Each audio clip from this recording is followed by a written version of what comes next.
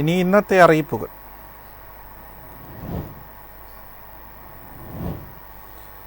May 1 മുതൽ മറ്റ് ബാങ്കുകളുടെ ATMകൾ ഉപയോഗിക്കുന്നതിന് 2 രൂപ അധിക ചാർജ് ഏർപ്പെടുത്തും. തുക വർദ്ധിപ്പിക്കാൻ റിസർവ് ബാങ്കും നാഷണൽ പേയ്മെന്റ്സ് കോർപ്പറേഷനും അനുമതി നൽകി.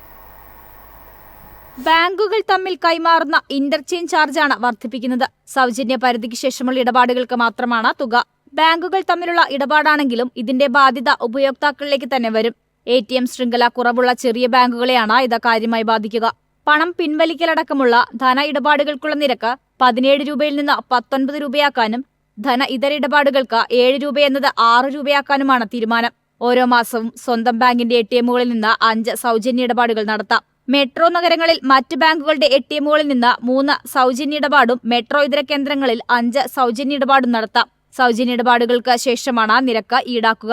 News desk MyFin TV.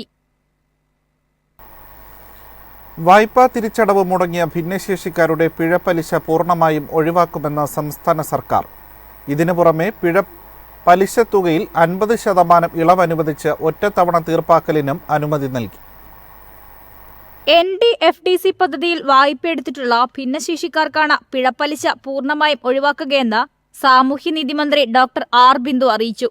പദ്ധതി പ്രകാരം വിവിധ സ്വയം തൊഴിൽ, വാഹന, ഭവന, വിദ്യാഭ്യാസ വായ്പയെടുത്ത ഗുണഭോക്താക്കളിൽ ഭൂരിഭാഗം പേരും തീവ്ര ഭിന്നശേഷിത്വമുള്ളവരോ BPL വിഭാഗത്തിൽപ്പെടുന്നവരോ ആണ്. പ്രളയം, കോവിഡ് എന്നിവയിൽ നിരവധി ഗുണഭോക്താക്കളുടെ സംരംഭങ്ങൾക്ക് നാശനഷ്ടം സംഭവിച്ചിട്ടുണ്ട്. ഇക്കാരണങ്ങളാൽ ഗുണഭോക്താക്കളിൽ നിന്നുള്ള തിരിച്ചടവ് കുറവാണെന്ന് കണ്ടെത്തിയിരുന്നു. വായ്പാ കാലാവധിക്കകത്ത് മരണമടയുന്ന ഭിന്നശേഷിക്കാർക്ക് അവരുടെ ലോൺ പൂർണ്ണമായും എഴുതിത്തള്ളുന്ന പദ്ധതി നിലവിലുണ്ട്.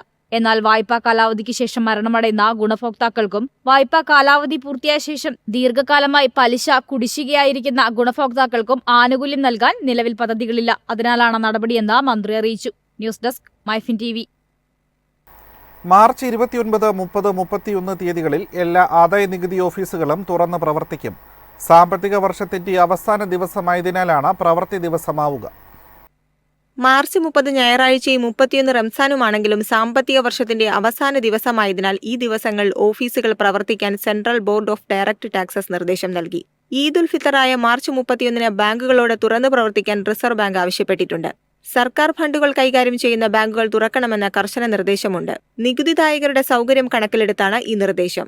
കേന്ദ്ര സംസ്ഥാന സർക്കാർ ഇടപാടുകൾ തടസ്സപ്പെടാതിരിക്കാൻ പ്രത്യേക ക്ലിയറൻസ് ഓപ്പറേഷൻ നടത്താനാണ് ബാങ്കുകൾക്കുള്ള നിർദ്ദേശം. മാർച്ച് 30-നും 31-നും സർക്കാർ ചെക്കുകൾക്കായി പ്രത്യേക ക്ലിയറിംഗ് നടത്തും. എന്നാൽ മാർച്ച് 30 ഞായറാഴ്ചയായതിനാൽ ബാങ്ക് അവധിയാണ്. News desk MyFin TV.